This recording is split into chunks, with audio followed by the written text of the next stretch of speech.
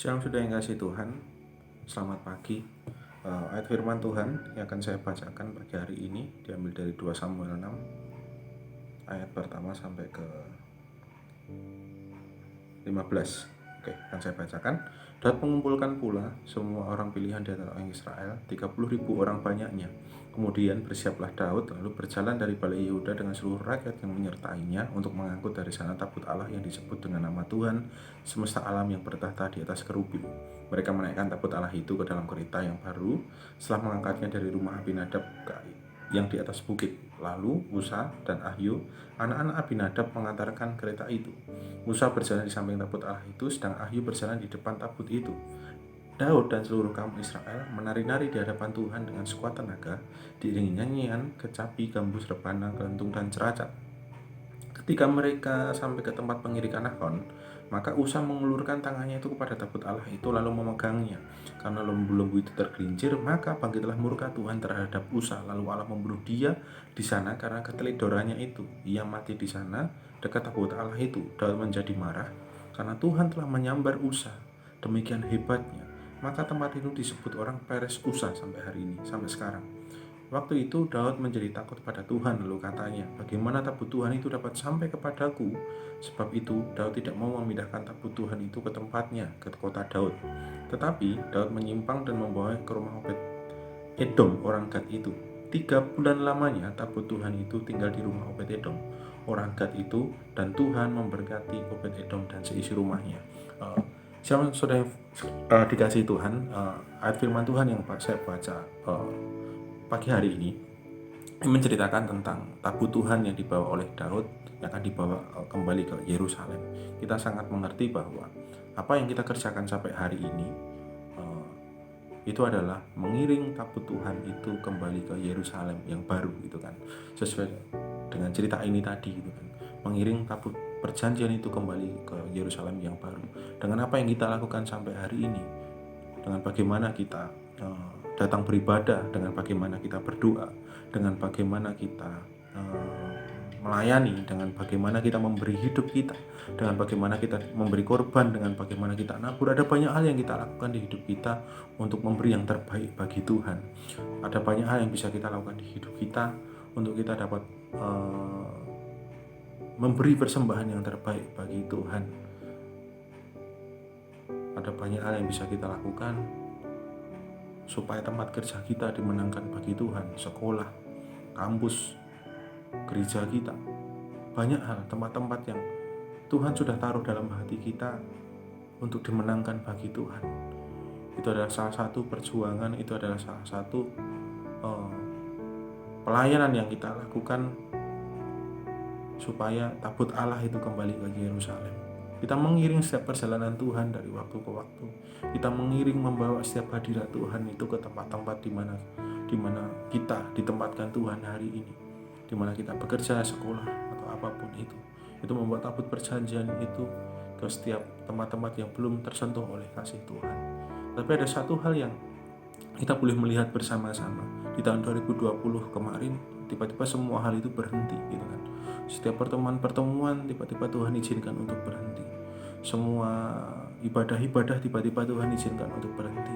Dan kita bertemu, cara bertemu kita tiba-tiba berganti dengan online semua. Kita sangat melihat, karena kita sangat tahu bahwa segala hal itu akan Tuhan ubahkan untuk mendatangkan kebaikan untuk kita. Dan tiba-tiba karena pertemuan-pertemuan online, kita jadi lebih dekat dengan keluarga kita yang di luar pulau, di luar kota, karena kita sering ketemu di online, gitu kan. Tetapi sebelumnya kan tidak pernah, gitu. Sebelumnya tidak pernah, kita hanya ketemu di pertemuan-pertemuan besar, mungkin setahun sekali atau setahun 2 kali dan lain sebagainya.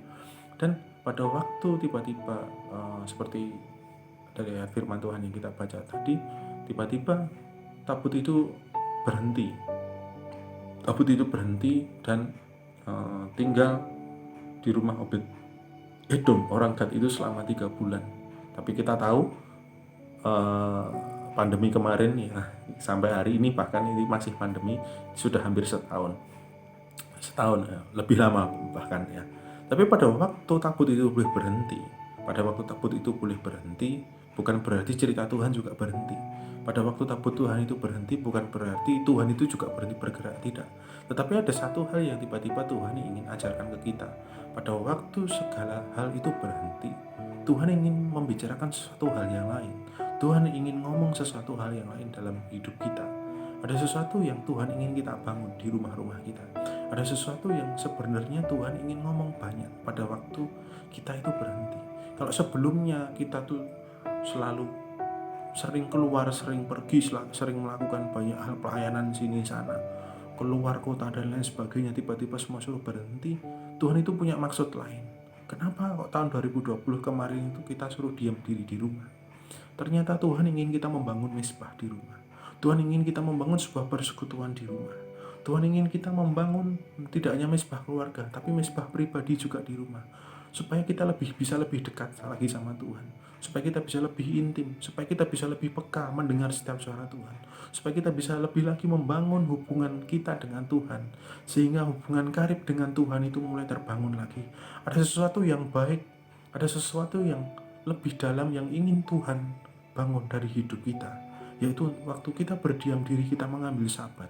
Ada sesuatu yang lebih penting, ada sesuatu yang lebih penting yang Tuhan mau atas hidup kita. Karena pada waktu kita mengambil waktu bersama dengan Tuhan itu lebih sering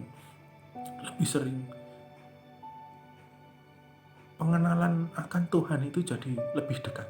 Pengenalan akan Tuhan itu serasa jadi lebih intim. Kita jadi lebih ngerti apa yang Bapak mau. Kita jadi lebih dekat dengan Tuhan dan kita mengerti. Kita jadi lebih peka, kita jadi lebih tahu apa yang selanjutnya akan Tuhan kerjakan. Ternyata pada waktu tabut itu boleh berhenti, ternyata pada waktu kita boleh berdiam diri di rumah, bukan berarti semua pekerjaan Tuhan itu selesai, tidak. Ternyata Tuhan sedang persiapkan diri kita. Tuhan sedang memberikan strategi-strategi yang baru. Tuhan sedang memperlengkapi diri kita dengan segala sesuatu yang baru. Kalau sering dibilang wisdom, knowledge,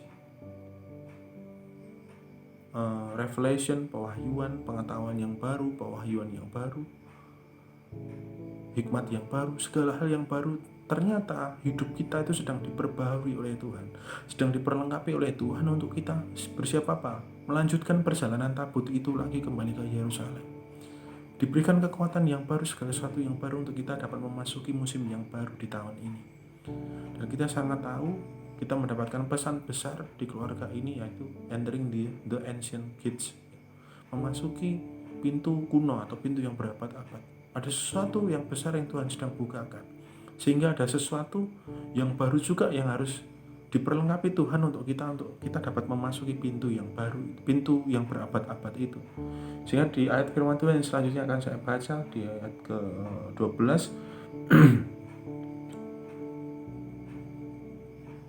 Beritahukan kepada Raja Daud demikian, Tuhan memberkati seisi rumah Obed-Edom dan segala ada yang ada padanya karena tabut Allah itu. Lalu Daud pergi mengangkut tabut Allah itu dari rumah Obed-Edom ke kota Daud dengan sukacita. Karena tabut Allah itu berdiam di rumah Obed-Edom, Tuhan memberkati rumah Obed-Edom dengan segala isinya. Karena kita mau merelakan waktu kita, merelakan diri kita untuk kita berdiam diri bersama dengan Tuhan di rumah, Tuhan memberkati kita dengan seisi rumah kita. Tuhan memberkati kita dengan segala yang ada. Pada waktu kita mau merelakan hidup kita, waktu kita, tenaga kita, semuanya. Seringkali karena kita terlalu aktif mungkin ya, seringkali karena kita terlalu berapi-api, sulit untuk diam di rumah. Tapi pada waktu kita merelakan kepentingan kita duduk diam di rumah, kita diam mendengar Tuhan mau ngomong apa. Ternyata di situ Tuhan itu sedang memberkati kita. Membiarkan tabut Tuhan itu tinggal di rumah kita dengan kita membangun mesbah. Tuhan itu sedang memberkati kita dengan banyak, tidak hanya dengan berkat jasmani, tidak hanya dengan berkat finansial saja, tapi ada banyak berkat rohani seperti yang tadi saya sudah sampaikan gitu kan. Ada pengetahuan yang baru, hikmat yang baru, iman yang diperbarui. Ada banyak hal yang tiba-tiba kita terima gitu kan. Apabila pengangkat tabut Tuhan itu melangkah maju 6 langkah, maka ia mengorbankan seekor lembu dan seekor anak lembu gemukan. Dan Daud menari-nari di hadapan Tuhan dengan sekuat tenaga. Ia berbaju efod dan kain lenan.